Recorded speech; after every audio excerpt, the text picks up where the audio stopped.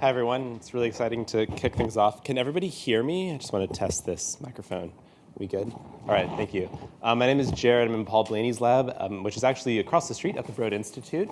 But we definitely have a lot of collaboration here at the Koch Institute as well.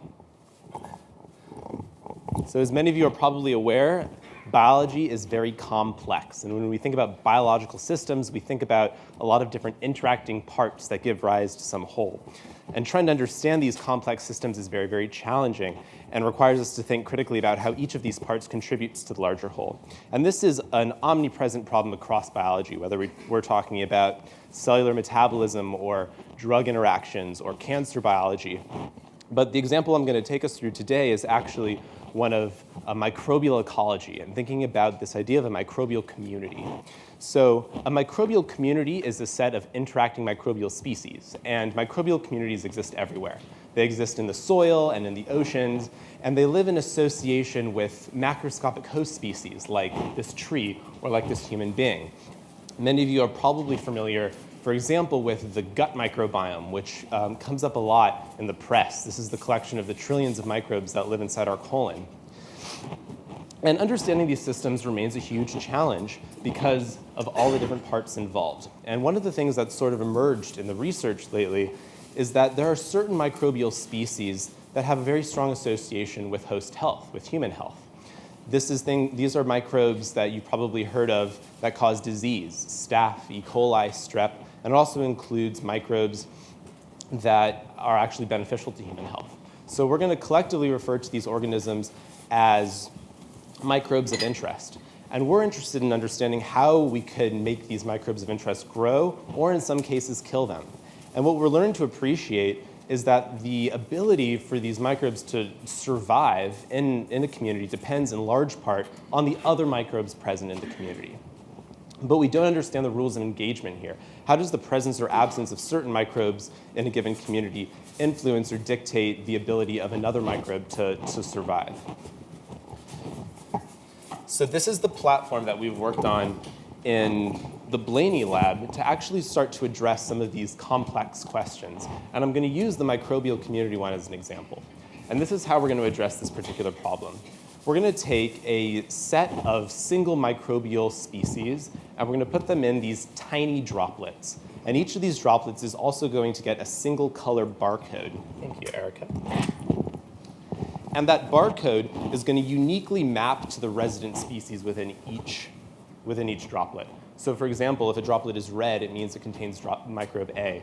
If a droplet is yellow, it means it contains microbe B, and so forth. What we do is we load these droplets into a small chip, which I'm holding here in my hand. It's about the size of a credit card. And this credit card-sized chip has about 30 to 40,000 distinct so-called microwells. And these microwells are designed to capture a very specific number of droplets from our input library. What we then do is we merge the droplets inside each of these microwells. And this is what constructs various combinations of microbes from our library. But to come back to the original problem of that microbe of interest, we're also going to put that microbe of interest in each droplet. And we're going to label this microbe as green. And the question we're going to ask is, how much green do we ultimately see in each of these microwells? So that we can then trace back to the microbes that went into each microwell and make conclusions like this certain combination of microbes promoted the growth of our microbe of interest, or this certain combination of microbes suppressed the growth of our microbe of interest. So the picture that you're seeing today is actually a composite image composed of the merged droplet color codes along with the green from our microbe of interest. And indeed, this is what we see. The purples and the pink shades come from the mixture of the droplet dyes that color code the droplets, and the green is our microbe of interest.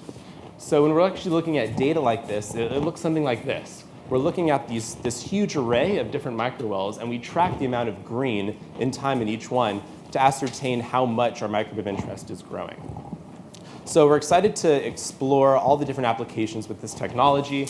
In addition to these basic questions in microbial ecology, we're excited to develop and explore the idea of probiotics, which many of you are probably familiar with, but I don't mean probiotics the way that you might see it at the grocery store. I mean probiotic therapeutics, which means specific combinations of microbes that can actually be developed into therapeutics to treat human disease. And then more generally, we can apply this combinatorial approach to ask questions about drug interactions on both infectious disease agents as well as cancer cells. I have a number of people to thank, both on the engineering and biology ends. I'd like to thank my advisor, Paul Blaney, as well as a couple of students in the Blaney lab, Anthony Kulesa, who recently graduated, and Sherry Ackerman, a postdoc in the lab. And on the biology end, Jeff Gore, Anthony Ortiz, and Jonathan Friedman, who's a professor now at Israel, who recently graduated from MIT as well. So thank you all very, very much for listening.